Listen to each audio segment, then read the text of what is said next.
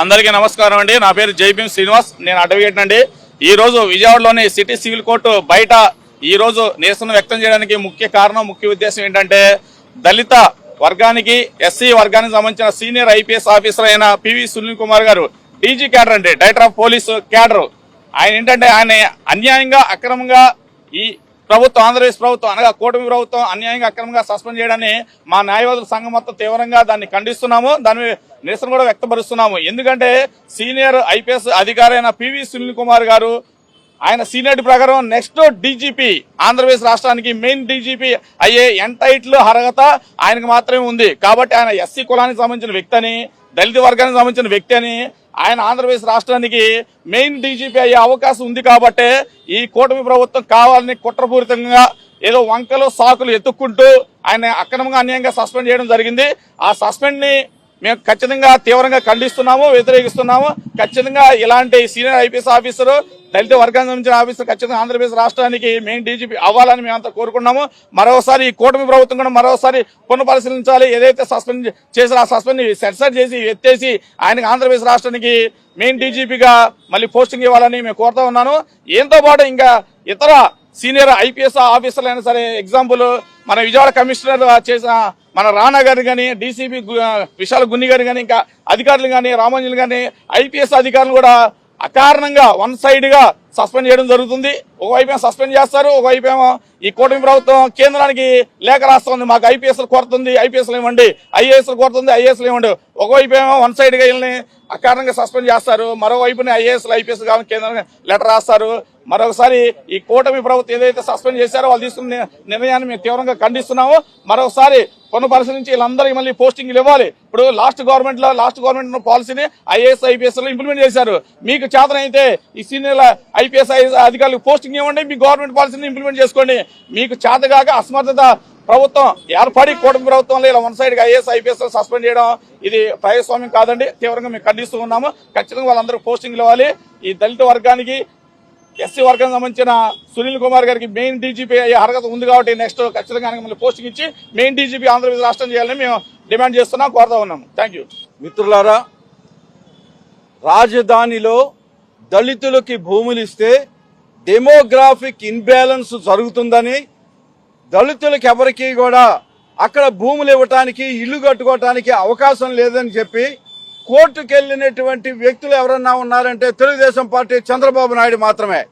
ఎందుకనంటే వాళ్ళకి దళితుల మీద కానీ, బీసీ వర్గాల మీద కానీ వాళ్ళకు ఉన్నటువంటి చిన్న చూపు, వాళ్ళు నివసించే ప్రదేశంలో ఈ దళితులు కానీ, బీసీని వాళ్ళు కానీ, నిమ్న వర్గాలు కానీ వాళ్ళ ఇళ్లలో పనులు చేయటానికి మాత్రమే ఉపయోగించుకునేటువంటి వర్గం అయినటువంటి వీళ్ళు ఇటువంటి అధికారులని ఏమాత్రం అధపాతాళానికి తొక్కేయటం తప్ప వీళ్ళు అందలం ఎక్కిస్తారని చెప్పి ఏ రకంగానూ కూడా ఈ తెలుగుదేశం గవర్నమెంట్ని కానీ, చంద్రబాబు నాయుడుని కానీ ఆలోచించాల్సిన అవసరం, వీళ్ళ గురించి ఊహించాల్సిన అవసరం ఇంకొకటి లేదు. రెండో పక్కన ఆంధ్రప్రదేశ్ లో 20కి పైగా యూనివర్సిటీల్లో బీసీలని వైస్ ఛాన్సలర్లుగా తొలగించినటువంటి ఘనత కూడా ఈ తెలుగుదేశం ప్రభుత్వం, చంద్రబాబు నాయుడే మూటగట్టుకున్నారు అని అంటే వీళ్ళ మీద ఉన్నటువంటి ప్రేమ ఎట్లాంటిదో అర్థమవుతుంది. బీసీల యొక్క తోకలు కత్తిస్తానని చెప్పినటువంటి ముఖ్యమంత్రి కూడా చంద్రబాబు నాయుడు గారే. వీనికి ఈ సునీల్ కుమార్ గారికి ఒక అణగారిన వర్గాలకు సంబంధించినటువంటి వ్యక్తిని ఈయన ఏ రకంగా డీజీపీ పదవికి వెళ్తే ఈయన మనల్ని శాసించే పొజిషన్కి వస్తాడనేటువంటి దుర్మార్గమైనటువంటి ఆలోచనలతో వీళ్ళ మీద కక్ష కట్టి దుర్మార్గమైనటువంటి చర్యలకు పూర్తిపోతున్నటువంటి తెలుగుదేశం పార్టీని వీళ్ళని హెచ్చరిస్తూ వీళ్ళ మీద ఎటువంటి చర్యలు తీసుకున్నా కూడా తగిన మూల్యం చెల్లించాల్సి తప్పదని చెప్పి తెలియజేస్తున్నాం. సీనియర్ ఐపీఎస్ అధికారి అయినటువంటి డీజీ సునీల్ కుమార్ గారిని ఈ ప్రభుత్వం అక్రమ కేసులు పెట్టడమే కాకుండా సస్పెండ్ చేయడాన్ని విజయవాడలో ఉన్నటువంటి బహుజన దళిత వర్గానికి సంబంధించిన న్యాయవాదులందరం కూడా తీవ్రంగా ఖండించడం జరుగుతుంది. అదేవిధంగా మన కృష్ణా జిల్లా ఎస్పీగా చేసినటువంటి జాషువా గారు కానీ, విజయవాడ కమిషనర్గా చేసినటువంటి క్రాంతి రాణా గారు కానీ, విశాల్ గున్ని గారు, పివి ఆంజనేయులు గారు, అదేవిధంగా గుంటూరులో అడిషనల్ ఎస్పీగా చేసినటువంటి పాల్ గారు, ఈ విధంగా చూస్తూ ఉంటుంటే సీనియర్ ఐపీఎస్ అధికారులు ఎవరైతే ఉన్నారో వాళ్ళందరి మీద కూడా కుట్రపూరితంగా చర్యలు తీసుకుని సస్పెండ్ చేసే విధంగా మరి ఈ ప్రభుత్వం చేస్తుంది. అంటే ఇక్కడ చూస్తూ ఉంటే విశాల్ గున్ని గారు కానీ లేకపోతే రాణా గారు కానీ ఒక యూత్ గా ఐకాన్, ఒక ఇన్స్పిరేషన్. ఈ విధంగా యువత ఈ విధంగా పోలీస్ ఆఫీసర్లు అవ్వాలి, అత్యున్నతంగా ఐపీఎస్ అధికారులుగా తయారవ్వాలని చెప్పి వాళ్ళు ఒక ఇన్స్పిరేషన్ తీసుకుని రోల్ మోడల్ గా ఉన్నటువంటి ఒక ఐపీఎస్ అధికారులని ఈ విధంగా తప్పుడు కేసులు పెట్టి ప్రభుత్వం సస్పెండ్ చేయడం అన్నది తీవ్రంగా ఖండిస్తున్నాం. అదేవిధంగా దళిత వర్గానికి చెందినటువంటి సునీల్ కుమార్ గారు మరి చిన్నప్పుడు తిండక మరి ప్రభుత్వ పాఠశాలలో చదువుకుని ఆయన డీజీపీ స్థాయికి వచ్చేసరికి ఈ ప్రభుత్వానికి కన్ను కట్టింది, కుట్రపూరితంగా సస్పెండ్ చేసి అతను ఈ రాష్ట్రానికి డీజీపీ అవ్వకుండా చేస్తున్నటువంటి సంఘటన ఈరోజు చూస్తున్నాం. అదేవిధంగా కృష్ణా జిల్లాకు సంబంధించినటువంటి జాషువా గారు మా ముద్దుబిడ్డ, ఆయన ఒక దళిత సమాజానికి చెందినటువంటి ఐపీఎస్ అధికారి. అతను ఒకడైతే ప్రభుత్వం మారిన వెంటనే బుకే తీసుకుని ఇంటికి వెళ్ళి బెదిరిస్తే ఒక ఐపీఎస్ అధికారులకు సంబంధించినటువంటి అధికారులు ఏం చేస్తున్నారు? ఎక్కడుంది ఇప్పుడు అధికారుల సంఘం? ఐపీఎస్ అధికారుల సంఘం, పోలీస్ అధికారుల సంఘం ఎక్కడుంది? ఇంతమంది ఐపీఎస్ అధికారులను సస్పెండ్ చేయడం దేశంలో ఏ రాష్ట్రంలో అయినా ఉందా, జరుగుతుందా? ఒకసారి ఆంధ్రప్రదేశ్లో ఉన్నటువంటి ప్రజలు కానీ పోలీసులు కానీ ఒకసారి వాళ్ళు ఆలోచించుకోవాల్సినటువంటి పరిస్థితి ఉంది. ఈరోజు దేశంలో అత్యున్నత న్యాయస్థానానికి మన తెలుగోడు ఎన్వి రమణ గారు చీఫ్ జస్టిస్ ఆఫ్ ఇండియా అవ్వగానే సంతోషపడ్డాం అందరం. అదేవిధంగా ఒక దళిత వర్గానికి సంబంధించినటువంటి సునీల్ కుమార్ గారు డీజీపీ అవడానికి ఆయన అర్హత లేదా? కాబట్టి ఈ కూటమి ప్రభుత్వం ఒకసారి ఆలోచించాలి. ఎవరి మీద అయితే చర్యలు తీసుకున్నారో అవి నిలుపుదల చేయాలి, వెంటనే పోస్టింగ్ ఇవ్వాలి. మీరు సునీల్ కుమార్ గారి మీద మోపినటువంటి నింద ఏంటి? ఆయన తెలియకుండా అంట విదేశాలకు వెళ్ళారంట. వెళ్ళి మీ ఆస్తులు ఏమైనా కాజేసుకున్నారా? మీ ఆస్తులకి ఏమైనా రాసుకున్నారా?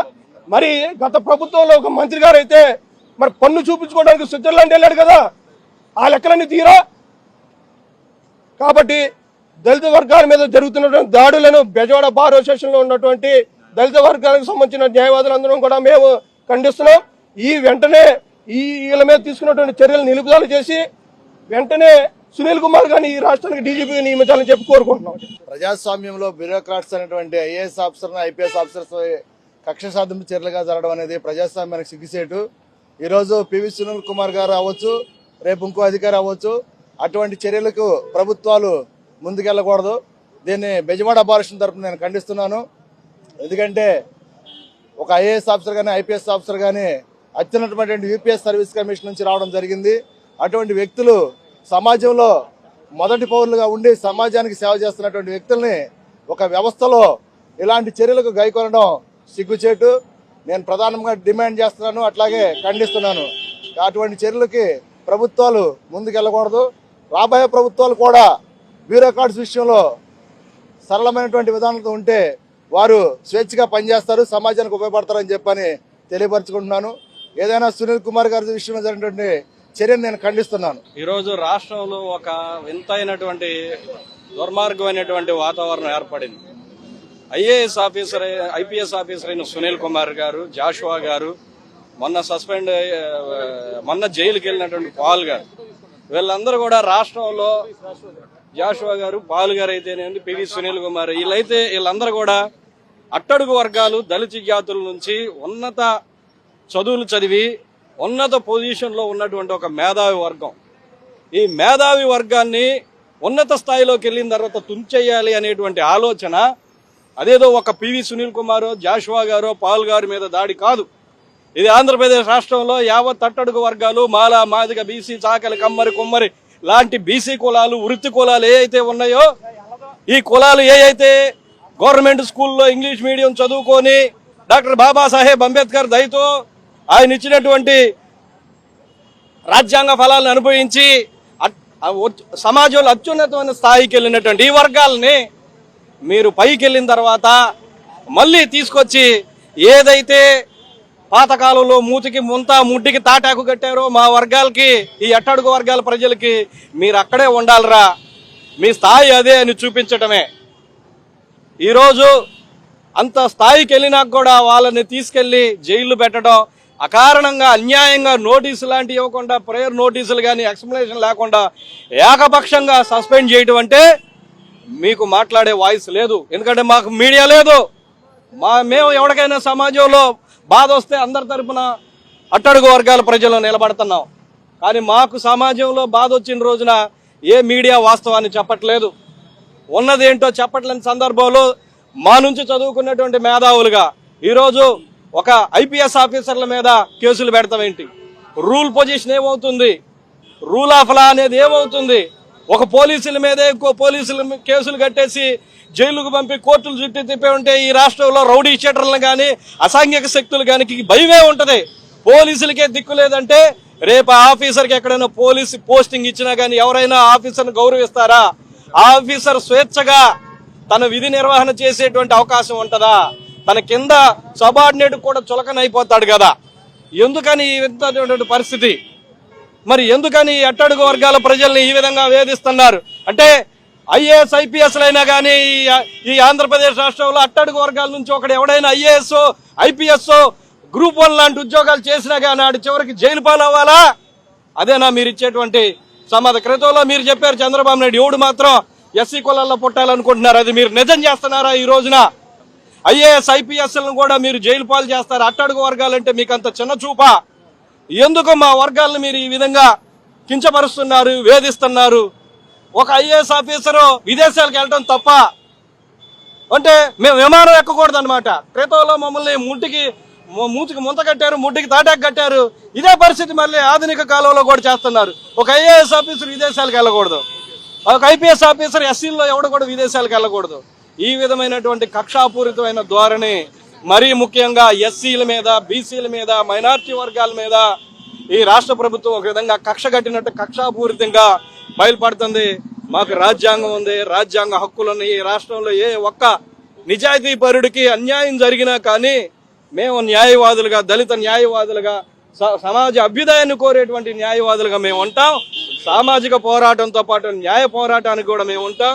ఏదైతే మా పివి సునీల్ కుమార్ విదేశాలకు వెళ్లారని కక్షపూరితంగా డీజీపీ అవ్వాల్సినటువంటి అధికారిని కక్షపూరితంగా సస్పెండ్ చేశారో దాన్ని రీవోక్ చేయాలని మేము రాష్ట్ర ప్రభుత్వాన్ని డిమాండ్ చేస్తున్నాం. వారికి పోస్టింగ్ ఇవ్వాలి. లేదంటే మీరు ఎప్పటికి కూడా మా అట్టడుగు వర్గాల యొక్క మనసుల్లో శత్రువుగానే మునిగిపోతారు. దీనికి తగిన మూల్యం మీరు చెల్లించుకుంటారని మేము బహుజన న్యాయవాదులుగా హెచ్చరిక జారీ చేస్తున్నాం.